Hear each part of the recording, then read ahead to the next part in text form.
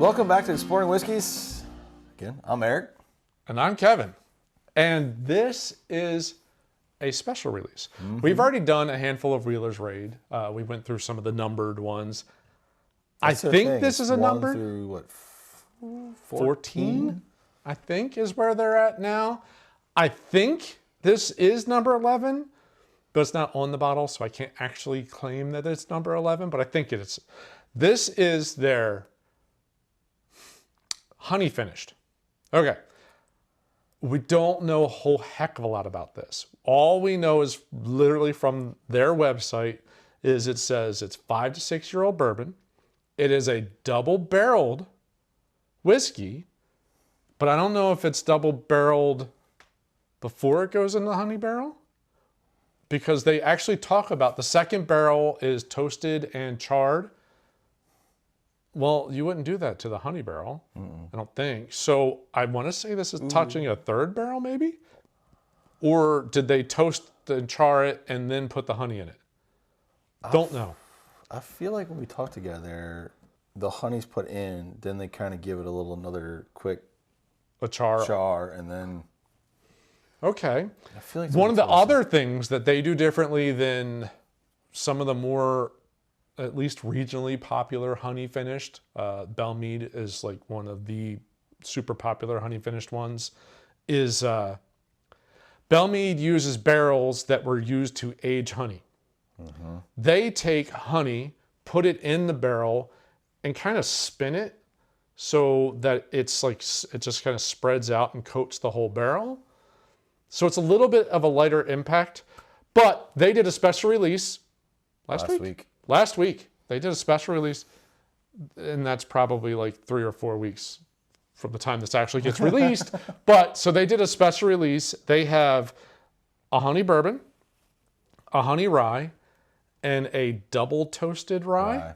That they released all 3 bottles at the same time. If you went into the distillery Friday at like 11 a.m., you had the opportunity to buy all 3, and I got all 3. So I couldn't. No, you actually had to Go to the office that day. Downtown that day. So we will be sampling these over the next handful of weeks. There it is. So, brand new bottle. Can we get the thumbs up for opening a brand new limited release bottle? Really interested to try this. I've been able to taste the most recent Belmead honey, and it's good. It's really good. It is really sweet, right? Very, very sweet. You need a touch more. Thanks, bartender. What I'm really interested to see how much the honey impacts. I assume it's probably pretty similar to their, what is it, number 2, their like cask strength bourbon. That's their base, of this. So I'm assuming it's pretty close to that. And then. So again, this distillery is local for us. It's in Nolensville, Tennessee. It's a mile or 2 away from. Right where we live. So. They've been around, what, 5 years? 4 years, 5 years? Something like that. Yeah, that sounds about right. They source from undisclosed distilleries in Indiana. Take your guess. I'll give you one. But, all right, so they get it from MGP, but they do all their own barreling and they do their own aging. So that's what their focus is. And they've done a really good job. Like, there's MGP and then there's MGP is what it comes down to. Like, there's people that have sourced from them that have released okay whiskeys. And there's people that we've reviewed that have sourced from them. Most people gave MGP the bad name. Kinda, yeah. For the longest time. And now you have these guys that have taken their spirits, but then they do their own things, their different agings and things like this. This is 5 to 6 year old whiskey. So this is 5 years and 3 months. Pretty solid age for a whiskey. 115.8 proof. Pretty solid proof. Yep. Little ethanol on the nose. I get more ethanol than... I don't get any honey. I get more of like the bourbon notes, like a little bit of an oak. I get a little bit of ethanol. You get a little leather. Yeah. Little Ethanol, yeah. oak, and leather. Like Yeah. a traditional... Like an older Yeah. bourbon is kind of what this comes off as. Ooh, I just got a little bit of tea. Not like a Noah's Mill, where it's like all tea. But... Ooh, that's a lot of... I'm going to say that leans a lot more rye heavy on the palate. And then the finish is where the... Ooh, the finish is awesome. The finish is nice. There's more... It's thick. Yeah, it's very thick. There's a lot of...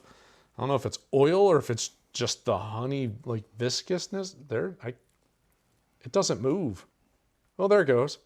Well, that takes a second. It's thick. It's very thick whiskey.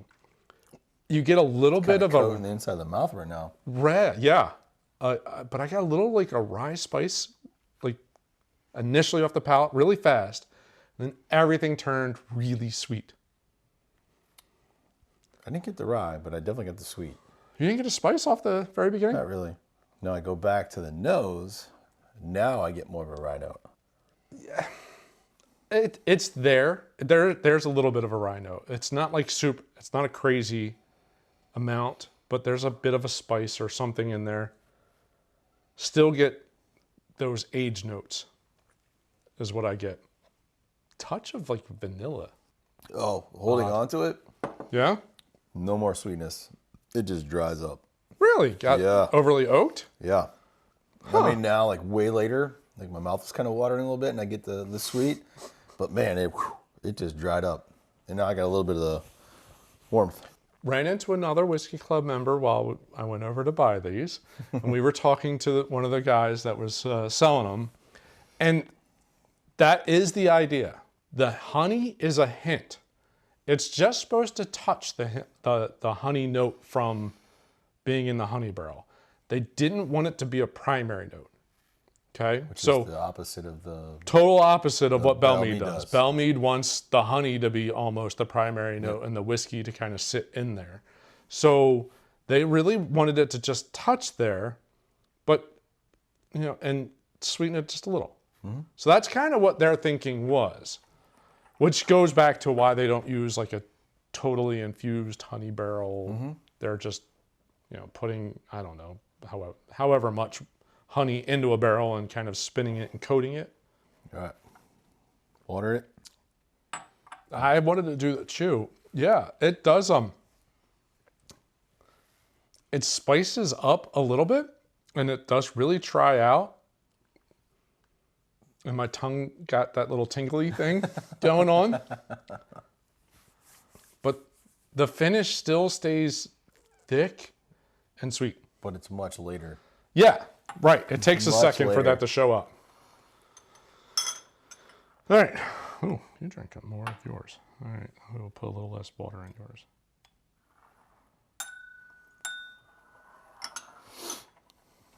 All right. I'm kind of thinking this opens up more of the sweetness, but it could really open up more of the rye. Spice. I think it's going to be spicier. That's a possibility. So if it is MGP, I mean, their low rye bourbon is still 23% rye. So I do top down. I do pick up a lot of rye at the bottom. It's kind of sweeter to the top. yeah, that's like a floral honey, but vanilla is also in there. Yeah, You got more bottom, vanilla. The bottom is just rye notes. It's rye and proof. Mm-hmm. That's less of a roller coaster ride for me. It's still a rye, but it's not like... Yeah, it doesn't punch you and then kind of get sweet. It's like, oh yeah, it's a rye that's really sweet. It's still more. really It's thick. sweeter. Dear Lord, the amount of coating that comes across from this whiskey is amazing. All right, so the Whiskey Club member, Yeah, Paul, yep. he got their last release of this. Yes. We need to do an AB. AB, Yep. I want to see how close it is. if there's a big variation. Yep. I mean, they're obviously following the same... Yeah, it's probably the process. same process. I'm curious what the proof is on that one, Right. which was just going to change it a little bit. Yep. what the age is of the whiskey, if they're doing 5 to 6 year olds, I don't know where they got their honey. That's true too. Honey, oddly enough, honey has a very different flavor profile depending on where you're getting it. So a friend of ours is into the honey yes, biz, and his last batch this summer was more minty. So the bees were hanging around some mint plants, and that's what his honey took on. yeah, Which that's the pollen that they're picking Yep. up. So but I am really curious to see the difference in that. ethanol come a little bit more apparent on the nose. No, I go back now. No, I don't get much ethanol. Well, I have a lot less in my glass than you do, but I think overall it's a delicious bottle. It's really good, and it's like the honey was just a light compliment, not a flavor profile. Like it didn't overpower it. And that's not a flavor that I would typically think to add to a rye. This is the bourbon. But it has more of the rye notes. It does have a lot. Yeah, okay, where we go. All right. Well, what I really want to see is what does the honey finished rye taste like? That's got to. So I mean, I assume they're getting their rye from MGP, so it's probably 95.5. More than likely. More than likely. They're, what is it, double toasted rye? We sampled that at the distillery. That is really good because we sampled that like 8 weeks ago. Yeah, the vanilla notes from the second barreling really add to the rye, and just, yeah, that was really good compared to what their regular rye is, the 04 release, the cask strength, the 05. Yeah, that sounds right. So this is more, so they're, I think it's 12, release 12, is a double oak, or double barreled, or no, toasted barrel rye. Double toasted rye. They do so many, they do too many things. Which is awesome. Which you should. You should be messing around. Yep. Come up with different profiles. I love that. I like that that's what they're doing. Like if they know that's going to change the profile of the whiskey, and they're not going to come off as just MGP, just sourced. You know, like they're going to come off as their own thing, and they do it. Well, I mean, when we were in there, they're finishers. They figured out how they want to finish it. They've got a couple of flavor profiles. Yeah, that they're shooting for. And then they're going to finish it how they want to. Right. That's how they're distinguishing themselves. It's not just, hey, give me your juice and I'm going to bottle it and throw a label on it. They're getting creative with it. Got a little minty note at the end of that one. The rye note is very apparent in this bourbon. It's really good. I really want to get over there. We also talked to them about doing a tour for the Whiskey Club. So I really want to get over there and try that, see what they're doing, how they're doing it, knowing the full fact is they're getting, sourced whiskey just like a lot of other people, but they're doing some different things to it that really make for a fun little whiskey. Yep. It's a small little operation. It is very, it's a very small. Yeah. The two guys. These releases, it was pretty, 50? One, I want to say one was like 40-ish bottles and one was like 80-ish bottles. Yeah. And the other one was 40-ish bottles. So the honeys were like 40-ish bottles and the toasted was like 80 bottles or something like that. It was a small release. But they've got a good following. Yeah. Especially around here. Yeah, they really do. Not cheap. It's $80. Feels about right. Well, compared to the alternative around here, that is a bargain. Balmead's what, like $190, $200, something like that? $2+. Yeah, retail is about $200. We'll call it $200 for the Balmead honey. Secondary market, you can flip it for $6 to $8. Yeah, it gets a little crazy at this point. So, but $80 if it's, we know it's a 5-year-old source whiskey, so that's 50-ish bucks. The way that the math.